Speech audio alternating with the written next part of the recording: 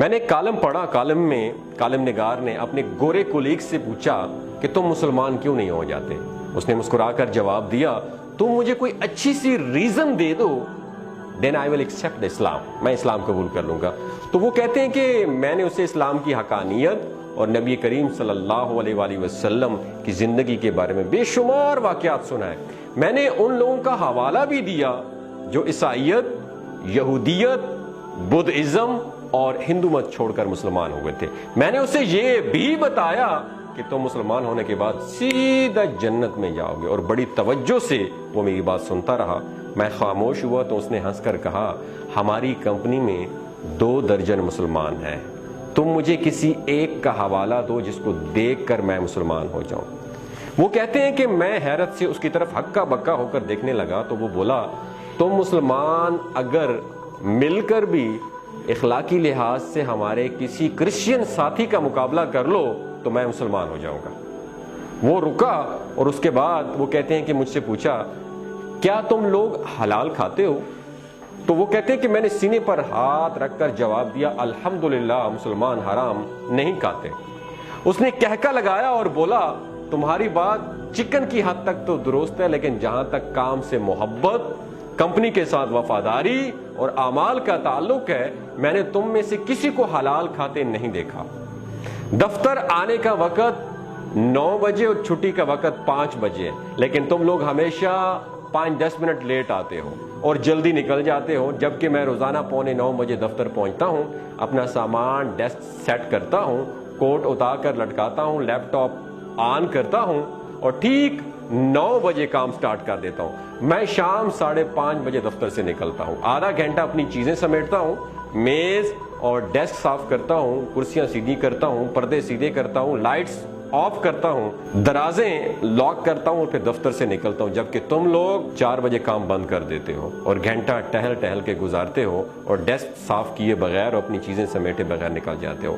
ہم یورپی لوگ اپنا باتھ روم خود صاف کرتے ہیں، کموڈ تک صاف کر کے باہر نکلتے ہیں، دفتر کی لائٹس بند کرتے ہیں، پودوں کو پانی دیتے ہیں، اپنی پلیٹیں اٹھا کر ریک میں رکھتے ہیں، جبکہ تم لوگ جھوٹے برتن میز پر چھوڑ کے چلے جاتے ہو، فلش تک نہیں کرتے، اور اگر کر جاؤ تو فرش گیلا کر دیتے ہو، سنک میں پاؤں دھوتے ہو اور پورے واش روم کا فرش گیلا کر دیتے ہو۔ تو وہ کہتے ہیں کہ میں نے آپ میں سے کسی شخص کو لائٹس بند کرتے نہیں دیکھا۔ آپ کے لوگوں کے ڈیسک پر پورا ایک میس ہوتا ہے، دسترخوان ہوتا ہے، کوئی چیز ترتیب سے نہیں ہوتی ہے۔ آپ لوگوں کے لباس پر بھی سلوٹیں ہوتی ہیں اور ہاتھ بھی گیلے ہوتے ہیں۔ آپ لوگ دوسروں کی طرف دیکھ کر مسکرانا بھی جرم سمجھتے ہو۔ کام لٹکانا آپ لوگوں کی عادت ہے اور کام کے دوران گپ لگانا آپ لوگوں کا مشغلہ ہے۔ آپ لوگ کھانا بھی نہایت بدتمیزی سے کھاتے ہو، منہ سے چپ چپ کی آوازیں نکلتی ہیں اور چائے بھی شڑپ شڑپ کر کے پیتے ہو۔ ہم یورپی لوگ کسی کی پیٹھ پیچھے باتیں نہیں کرتے جب تک کہ آپ لوگ سارا دن دوسروں کے نقص نکالتے رہتے ہو۔ ہم خوراک اور ادویات میں ملاوٹ نہیں کرتے۔ آپ یورپ کی کسی بھی جگہ سے کھانے کی چیز خرید لیں، وہ خالص ہوگی اور ڈبے میں وہی کچھ ہوگا جو اس کے باہر لکھا ہے۔ ہم لوگ ایکسپائری ڈیٹ کے بعد خوراک کی کوئی چیز فروخت نہیں کرتے۔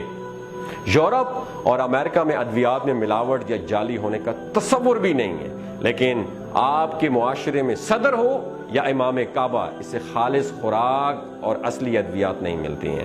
وہ رکا اور پھر بولا کہ میں نے تم لوگوں کو کبھی پڑھتے ہوئے بھی نہیں دیکھا۔ تم لوگ روز مٹھائی اور چاکلیٹ خریدتے ہو، لیکن میں نے تمہیں کبھی کتاب خریدتے نہیں دیکھا۔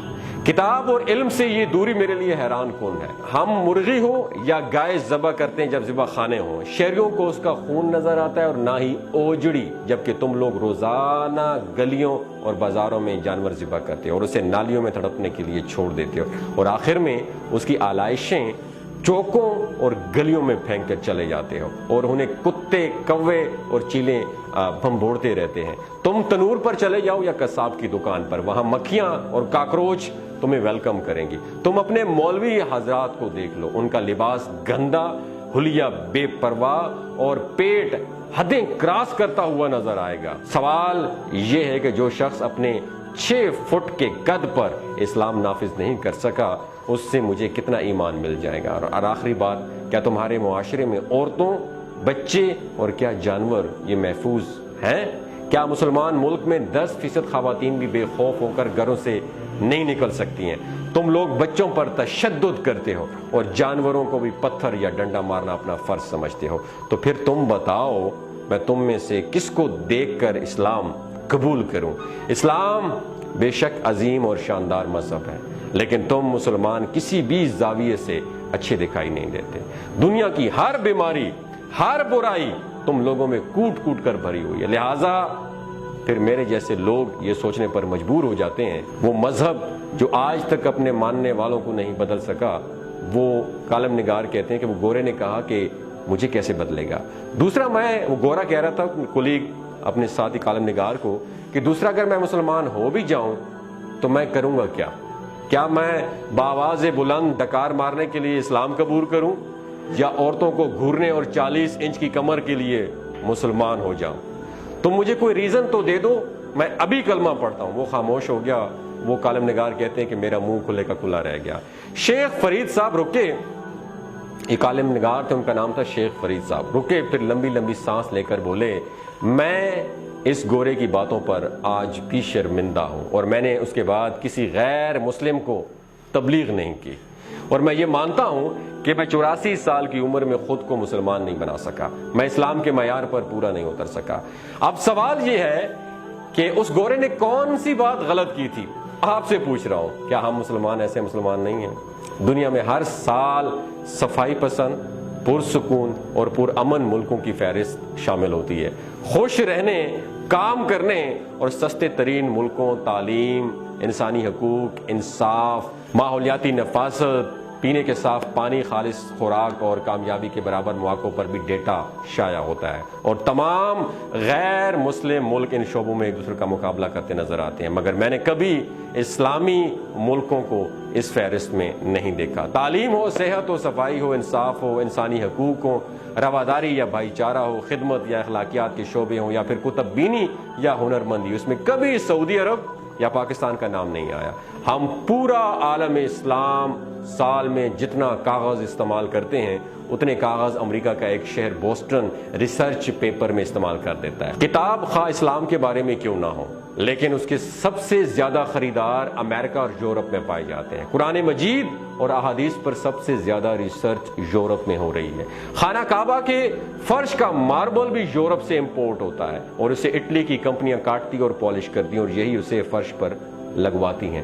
عالم اسلام کی تمام مساجد میں اذان اور تلاوت بھی یہودی کمپنیوں کے ساؤنڈ سسٹم سے نشر ہوتی ہے، اور ہم سب لوگ ادویات بھی انہی کی استعمال کرتے ہیں۔ لہٰذا پھر یہ سوال ہے کہ اقوام عالم کی گلیوں میں اسلام اور مسلمان ہے کہاں؟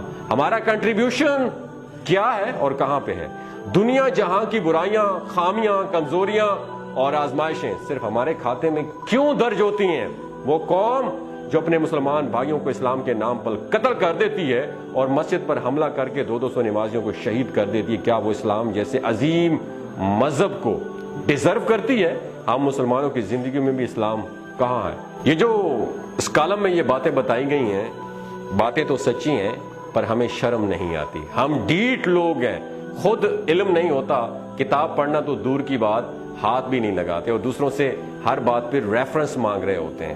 دوستو، اگر میری کوئی بات آپ کو بری لگی ہے تو میں معذرت چاہتا ہوں، لیکن اگر ہم نے دنیا پہ حکومت کرنی ہے، عالم اسلام پر حکومت کرنی ہے، ہم نے غیر مسلموں پر حکومت کرنی ہے، تو ہمیں کتاب کو پکڑنا ہوگا، ہمیں قرآن مجید کو اپنا ہتھیار بنانا ہوگا، تب جا کے ہم ان کا مقابلہ کر سکتے ہیں، ورنہ کرپشن، ملاوٹ، بے ایمانی، ان ساری اور دھوکہ، جھوٹ، ان سب چیزوں کے ہوتے ہوئے ہم صرف نام کے مسلمان ہیں۔ خدارا اپنے آپ کو سدھارو اور ایک اچھا مسلمان ہو کر دوسروں کو تبلیغ کرو تاکہ دوسروں کی زندگیاں بدل سکیں۔ اگر آپ کو اس ویڈیو سے کوئی بھی اچھا پیغام ملا ہو تو اسے دوسروں کے ساتھ ضرور شیئر کیجیے گا۔ بہت شکریہ۔